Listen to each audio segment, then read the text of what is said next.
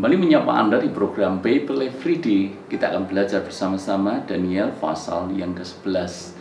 Masih tentang penglihatan yang diterima Daniel. Kali ini adalah penglihatan tentang tentara besar yang akan maju menyerang umat Tuhan. Mari kita baca bersama-sama di dalam ayat yang ke-29. Pada waktu yang ditetapkan, ia akan memasuki Pulau Negeri Selatan, tetapi kali yang kedua ini tidak akan sama dengan kali yang pertama. Karena akan datang kapal-kapal orang Kitim melawan dia, sehingga hilanglah keberaniannya. Lalu pulanglah ia dengan hati mendendam terhadap perjanjian kudus. Dan ia akan bertindak setelah pulang kembali, dan ia akan menunjukkan perhatiannya kepada mereka yang menanggalkan perjanjian kudus. Tentaranya akan muncul, mereka akan menajiskan tempat kudus, benteng itu menghapuskan korban sehari-hari dan menegakkan kekejian yang membinasakan.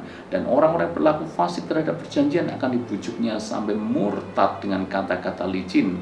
Tetapi umat yang mengenal Allahnya akan tetap kuat dan akan bertindak. Nah, orang-orang bijaksana di antara umat itu akan membuat banyak orang mengerti.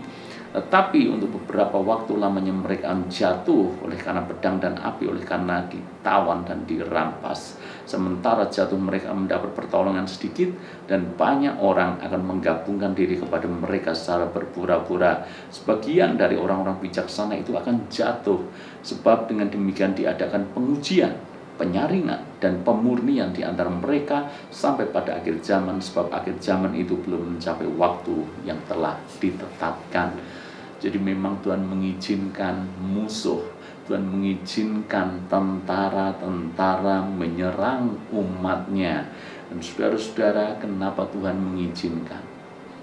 Bahkan kalau kita membaca dari ayat-ayat ini, musuh berhasil menipu, berhasil membuat umat Tuhan menjadi terjerat, menjadi terbujuk dari perkataannya yang menyesatkan. Akhirnya sebagian mereka mengikuti jalan daripada yang menyesatkan ini. Bahkan orang-orang bijaksana. Jadi kalau kita melihat di sini penggambaran orang-orang bijaksana, beberapa bahkan juga jatuh. Kenapa? Karena memang musuh akan membujuk sampai murtad dengan kata-kata licin. Perhatikan, tetapi umat yang mengenal Allahnya akan tetap kuat dan akan bertindak. Baca ayat yang ke-32 itu, musuh memang akan selalu memperdaya kita dengan kata-kata yang licin. Goalnya apa? Sampai murtad. Ini aplikasi yang harus kita ingat baik-baik di mana kita hidup di akhir zaman. Penyesat-penyesat akhir zaman akan berseliweran, membuat banyak orang menjadi murtad. Siapa penyesat-penyesat ini? Bisa datang daripada orang di luar kita, tapi juga bisa datang orang-orang yang ada di dalam kita. Bahkan maaf kata, pendeta, pengkhotbah itu juga bisa menyesatkan kita. Pendeta yang sakit hati, penyesat yang sebetulnya bisa muncul dari golongan atau dari kalangan kita sendiri. Saya menjumpai begitu banyak orang sekarang luka hati. Masalahnya adalah mereka luka hati tapi mereka masih pelayanan. Luka hati tidak diselesaikan tapi berkhotbah. Luka hati belum diselesaikan tapi mengajak banyak orang untuk mengikuti dia. Orang luka akan cenderung membuat orang lain melakukan hal yang sama dengan dia, membuat orang juga luka. Dia kecewa dengan gereja, lalu kemudian dia posting banyak hal, mengajak banyak orang untuk menyalahkan gereja, untuk memandang negatif gereja. Saya tahu gereja kadang-kadang memang tidak sempurna, banyak pendeta juga tidak sempurna. Tapi janganlah kita mengajak orang untuk mengkritik secara berlebihan tentang gereja, tentang pendeta, tentang hamba Tuhan, sebagai pelampiasan daripada luka-luka masa lalunya. Ini yang terjadi seperti yang dinubuatkan di dalam kitab Daniel. Dan banyak orang percaya menjadi jatuh di sana. Pertanyaannya, kenapa dibiarkan jatuh? Maka kalau kita membaca ayat yang ke-35, sebagian dari orang-orang bijaksana itu akan jatuh, supaya dengan demikian diadakan pengujian, penyaringan dan pemurnian di antara mereka. Sekarang kita tahu jawabannya, karena memang Tuhan hanya menghendaki umat yang sungguh-sungguh mengasihi Tuhan dengan segenap hati.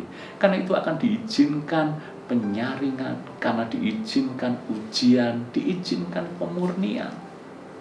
Bicara soal ujian, barang yang berkualitas itu tidak serta-merta dikirim kepada konsumen, pasti akan diuji dulu. Handphone yang kita punya tidak serta-merta dibuat langsung kemudian dijual, tapi akan melewati proses uji, ditaruh di suhu yang ekstrim, digoncang-goncangkan, bahkan dijatuhkan dalam ketinggian tertentu. Ketika tidak ada terjadi masalah, maka produk yang sudah lulus uji ini barulah dikirim ke konsumen. Kalau kita bicara juga soal penyaringan, misalnya kita suka menyeduh kopi, lalu kemudian untuk kita menikmati kopi tanpa ampas, maka kita akan saring, maka bagian ampas akan tertinggal, tapi bagian air kopinya yang kita suka itu bisa kita nikmati. Demikian juga halnya dengan pemurnian.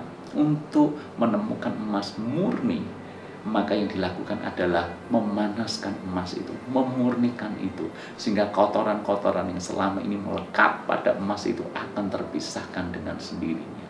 Pengujian, pemurnian, penyaringan akan datang.